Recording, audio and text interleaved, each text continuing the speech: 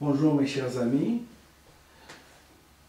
les habitués de la chaîne de télévision vidéo La Voix de la Vérité.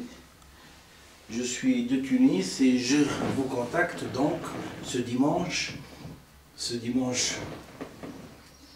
14 avril 2019 pour signer un petit peu la fin de la révolution des Gilets jaunes, surtout les résultats, surtout le résultat du débat stérile qu'il y a eu pendant 22 semaines. Et je vais conclure bien sûr avec des conclusions scientifiques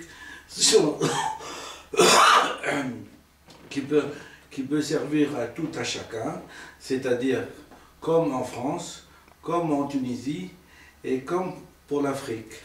Nous sommes bien sûr en train d'enregistrer dans l'actualité une effervescence hors norme, une effervescence de caractère révolutionnaire, maoïste. C'est vraiment l'universalisation du maoïsme dans le monde. Il y a partout des foyers de révolution, comme au Soudan, comme en Algérie, comme en Libye, comme en Égypte, comme en Tunisie, comme dans toute l'Afrique à peu près, dans toute l'Afrique, surtout l'Afrique du Nord, Et donc je vais essayer, sans m'immiscer, mais de vous lire mes conclusions. Je tiens à vous dire que les éminences de ce monde, à savoir les grands de ce monde, les grands de la politique, ont tout écrit avant. Ont tout décrit avant, et donc celui qui ne connaît pas ces fondamentaux, je lui conseille de ne plus faire de la politique. Tel que M. Macron, je lui conseille d'arrêter la politique et de démissionner, de sortir avec ce qu'on appelle les honneurs de la guerre. Parce qu'on ne peut pas être conscient que le peuple s'est soulevé pendant 22 semaines et rester dans l'expectative de trouver une solution qui ne vient pas, qui n'est pas venue du ciel. Et elle ne peut pas venir du ciel si elle ne peut pas venir des hommes. Et je vais juste faire une citation de Karl Marx, qui a dit que l'abeille, la différence entre un grand architecte et une abeille, c'est que le grand architecte construit la maison dans son esprit avant qu'il la réalise dans le monde réel, et l'abeille, elle construit sa maison, comme on dit déjà, c'est pas sa niche, mais là où elle gîte. Hein, elle a construit de façon instinctive. Et c'est une différence primordiale.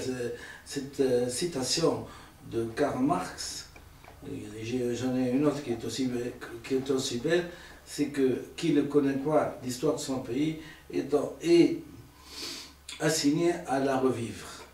Quant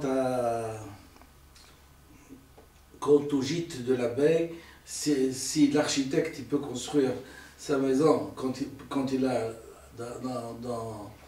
dans la tête, l'abeille, elle la construit de façon, sa ruche, elle la construit de façon instinctive.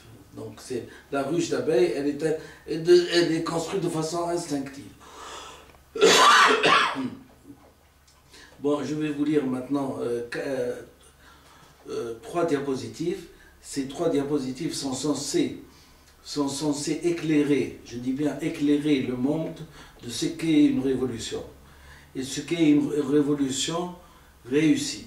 Et le désir des Africains, comment il a été non reconnu par la faute de manque de culture politique et culturelle des présidents instinctifs. C'est-à-dire il prend le devant, il prend l'engagement d'engager son peuple dans des réformes politiques alors qu'il n'a pas étudié la politique. Et c'est de là que je m'emporte. Et c'est pour ça que toutes les révolutions, tant qu'elles ne sont pas éclairées par la culture, elles sont vouées à l'échec. Elles sont vouées au crime, elles sont vouées à tout. Quand elles sont éclairées par ce que j'appelle la culture politique, à savoir une culture marxiste-léniniste, maoïste, et elles sont éclairées par un savoir psychanalytique, puisque une révolution, pour bien réussir, il faut qu'elle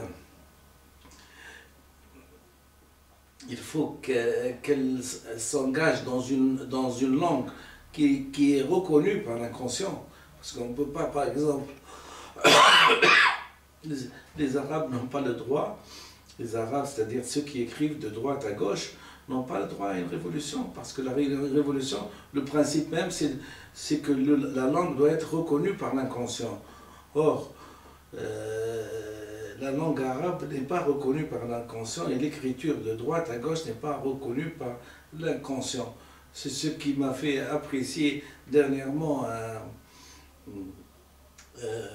un artiste tunisien qui a dit un artiste tunisien de rap, hein, de couleur brune,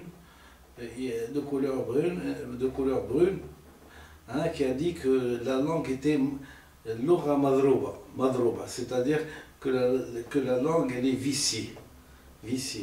C'est certes, avec tous les respects que j'ai pour le Coran, puisque je suis musulman, et lui aussi d'ailleurs, mais ça n'empêche que devant l'analyse psychanalytique, on doit, à moins, si on veut rendre service à l'humanité, on doit savoir quoi parler d'abord. Et si on ne sait pas quoi parler, hein, à savoir une langue qui est reconnue par l'inconscient, personne ne vous le dira. C'est ça les révolutions. C'est que les révolutions, c'est une initiative personnelle éclairée. Mao Tse-tung, quand il s'est engagé à réussir sa révolution culturelle, il n'est pas tombé d'un étage pour commencer à révolutionner. Il a dû lire, il a un esprit encyclopédique, il connaît sa psychanalyse par cœur, il connaît son marxisme par cœur, et donc il s'est engagé à rendre service aux 800 millions de Chinois, et il les a menés, hein, par la main jusqu'à qu'ils réussissent leur révolution. Plusieurs révolutions ont eu lieu, et à chaque fois on s'adapte à l'exigence de la vérité et de la réalité de l'existence. Hein? Donc c'est toujours un petit, comment dirais-je, un petit coup de pinceau qu'une révolution puisse réussir. Elle ne réussit pas comment dirais-je, du jour au lendemain. C'est ta petite touche, comme dirait Aznavour, dans sa chanson La Bohème. La petite touche, c'est ta petite touche que je peins vos dents ou un truc comme ça. Voilà. Je suis en train d'essayer, je m'excuse parce que je ne peux pas m'empêcher de faire une citation, même si c'est un problème beaucoup plus sérieux dans lequel je vais plonger maintenant pour vous lire ce que j'ai écrit. Et d'ailleurs, je suis tellement spontané que je vais essayer de parfaire ce que je vais dire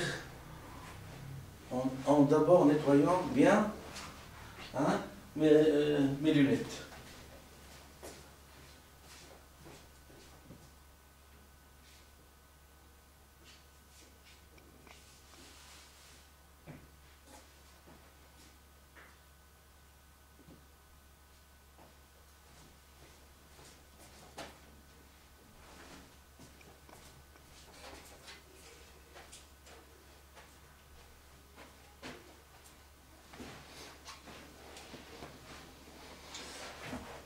Je continue alors. Alors, docteur Benefissa Ahmed, 69 ans, met les pendules à l'heure, contredit le présumé maître des horloges en France pour une mise au point freudienne de caractère allemand. Docteur Benefissa Ahmed est aussi lieutenant de réserve de l'armée tunisienne. Ahmed Benefissa @gmail.com et ou médecin du monde @gmail.com et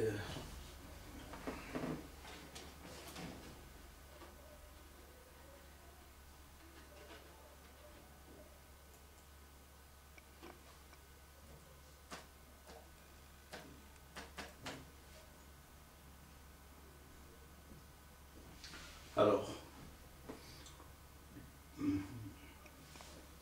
je commence.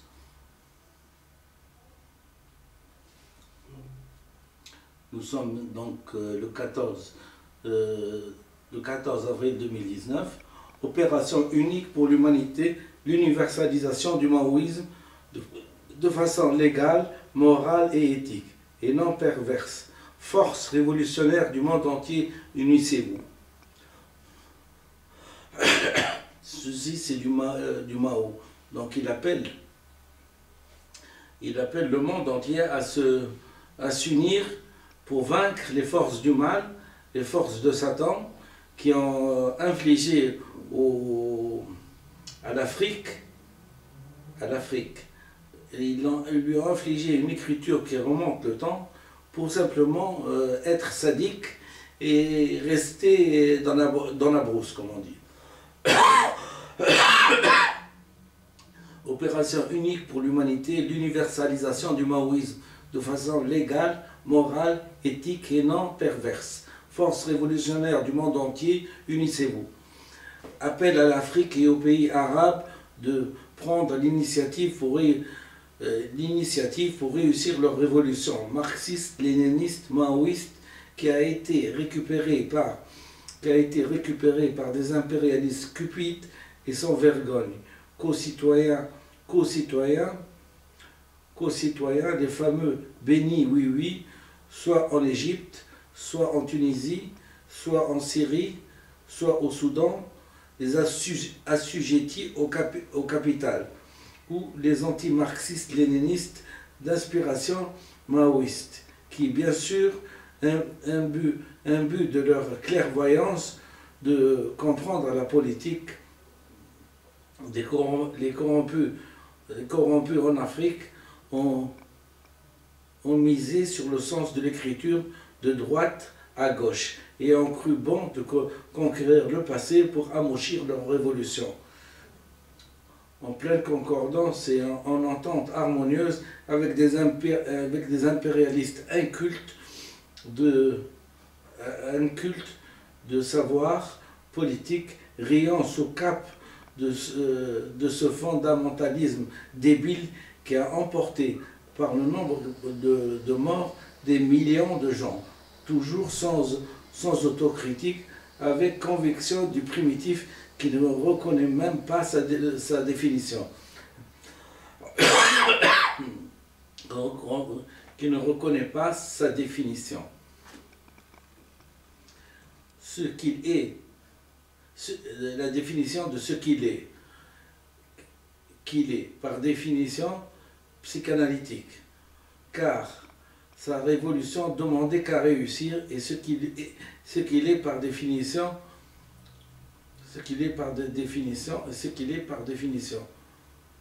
primitif, un primitif qui ne connaît même pas la définition et qu'il est par définition. Un primitif, c'est quelqu'un qui s'oppose. Un primitif, c'est quelqu'un qui s'oppose des interdits. Donc les Africains et les Arabes, en général, et toute l'Afrique en particulier, se posent un interdit. Quel est cet interdit? C'est le tabou de la communication, si bien décrit par Sigmund Freud. Donc c'est une personne qui, en son âme et conscience, s'interdit le droit, même pas de vérifier le sens de son écriture, s'il est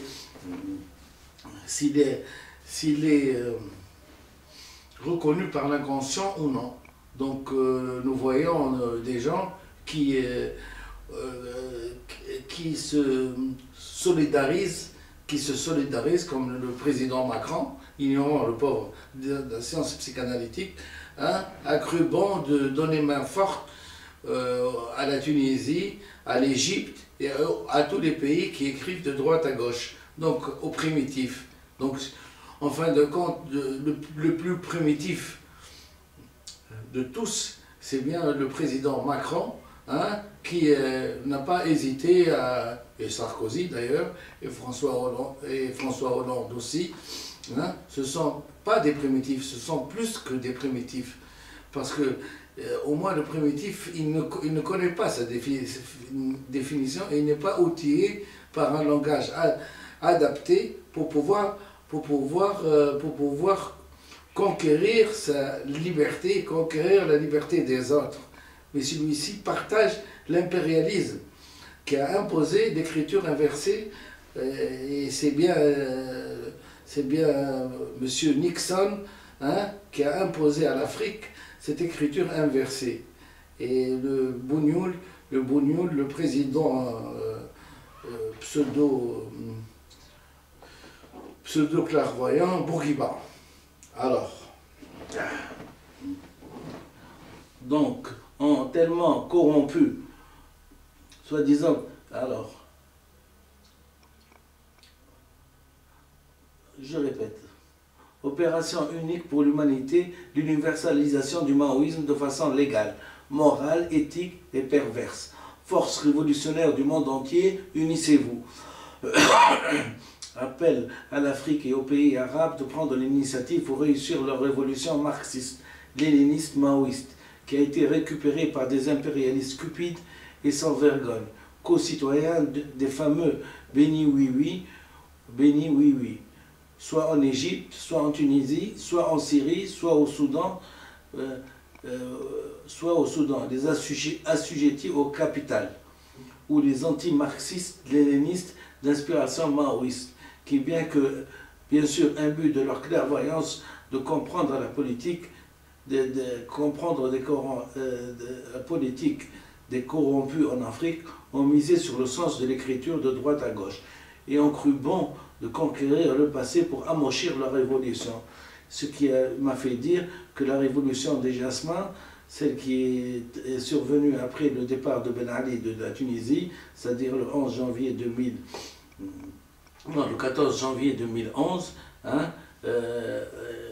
l'ont transformé, grâce aux islamistes bien sûr, l'ont transformé en révolution du merdier.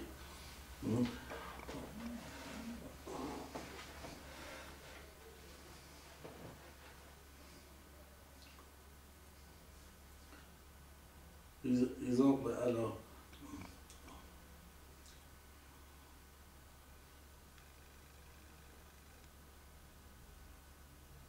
la révolution en pleine, et ceci en pleine concordance et entente harmonieuse avec les impérialistes incultes de savoir politique, riant sous cap de ce fondamentalisme débile qui a emporté par le nombre de morts des millions de gens, toujours sans autocritique, mais avec conviction du primitif qui ne connaît même pas la définition de ce qu'il est.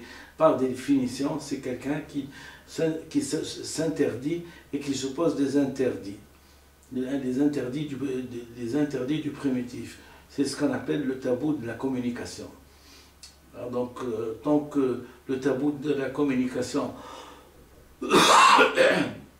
existe et gît en Afrique, il est impossible à l'Afrique de réussir une révolution et de transformer ceci en pleine concordance avec des impérialistes cupides et sans culture. Donc j'invite les Africains et j'invite bien sûr les Africains, les Arabes, à se poser toujours la question qu'aurait fait Mao si c'était au Soudan, au Sénégal, en Égypte, en Tunisie, pour faire sortir son pays du merdier dans lequel les impérialistes amis l'ont plongé, et fêté par leur arrivée sur le sol, par exemple, de la Tunisie. Ces impérialistes ont même rendu hommage, par exemple, aux différents présidents impérialistes français, que ce soit le demeuré François Hollande, ou le criminel Sarkozy, ou l'enfant bien élevé Macron, hein, qui bien sûr n'a pas eu, tellement il était paresseux qu'il n'a pas eu la curiosité d'étudier d'abord la politique, hein, avant d'étudier les finances. C'est trop rapide. C'est trop rapide. Il fallait d'abord étudier la politique et après s'intéresser à l'argent. Mais quand on aime l'argent, on peut comment dirais-je, zapper la politique. Ce qui fait que pendant 22 semaines, le peuple qui s'est soulevé avec les gilets jaunes est toujours dans l'incompréhension complète entre le patron, qui est Macron, hein, et le peuple. Ce qui fait que le marxisme, le léninisme, le maoïsme n'a pas le droit d'être cité. Même pas cité. Voilà ce que je voulais dire. D'abord pour ça. Deuxièmement,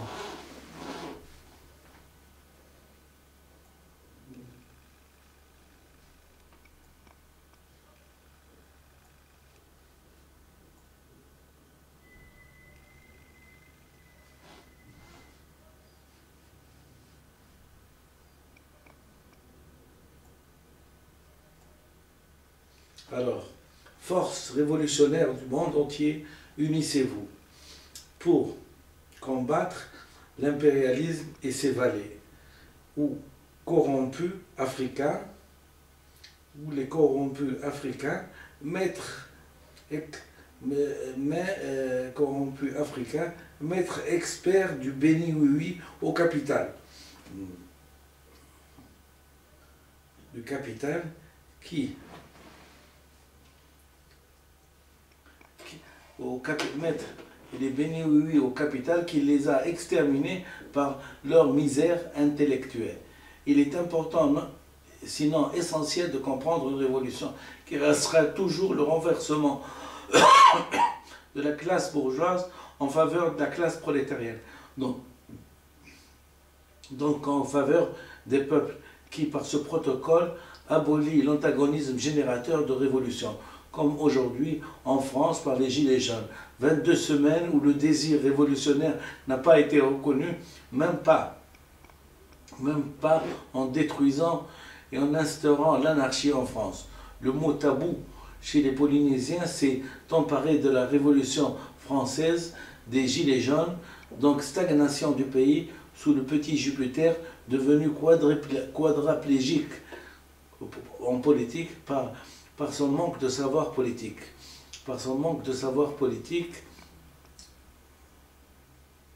Déclenchant l'hilarité du peuple plus rationnel que lui dans la politique.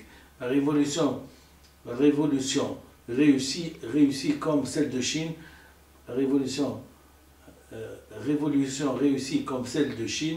la Chine populaire ou bolchevique, donc dans une civilisation et la disparition des classes, et d'abord connaître plusieurs sciences humaines.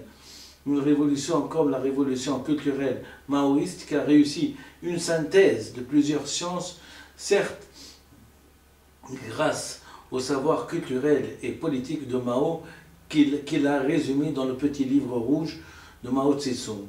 Le savoir de Mao est immense, et pour réussir à venir en aide à ces 800 millions d'habitants, avant 1,4 milliard maintenant, hein, l'homme du peuple chinois a dû s'abreuver de plusieurs sciences qui les a rendus, ce qui l'a rendu inégalable, inimitable, a fait une synthèse et a fait une synthèse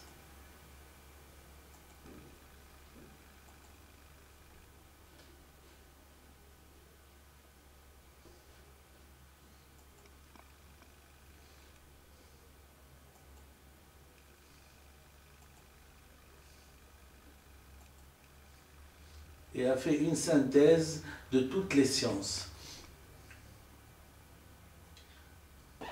Par exemple, toutes les sciences.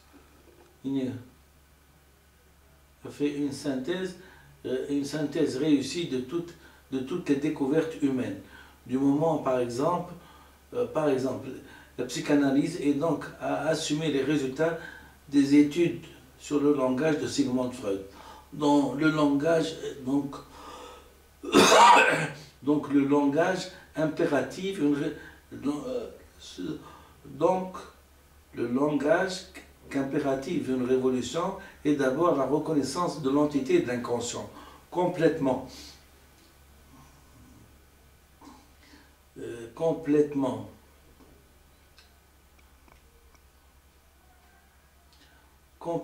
ignoré en Afrique et en France par les gouvernants français, si célèbres soient-ils. Le grand Sarkozy peut,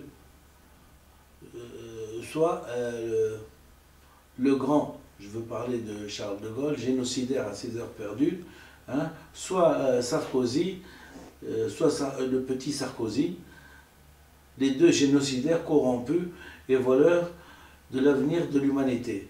Or, cette bête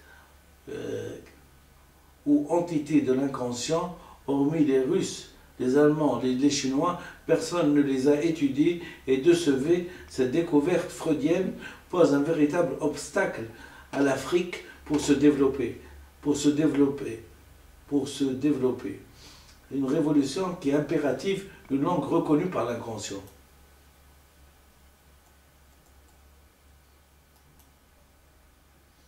Voilà. Donc, je vous ai lu à peu près l'introduction.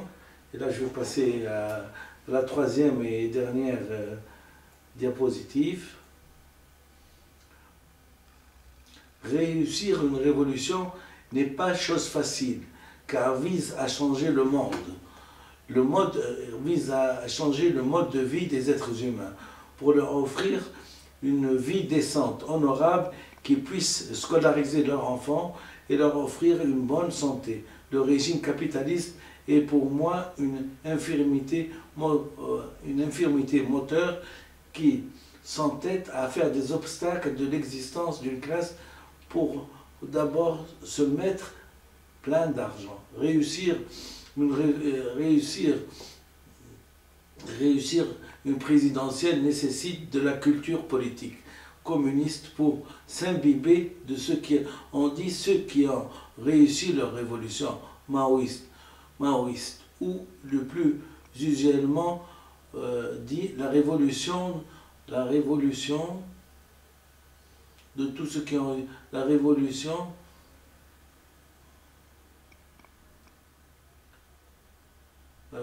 de ceux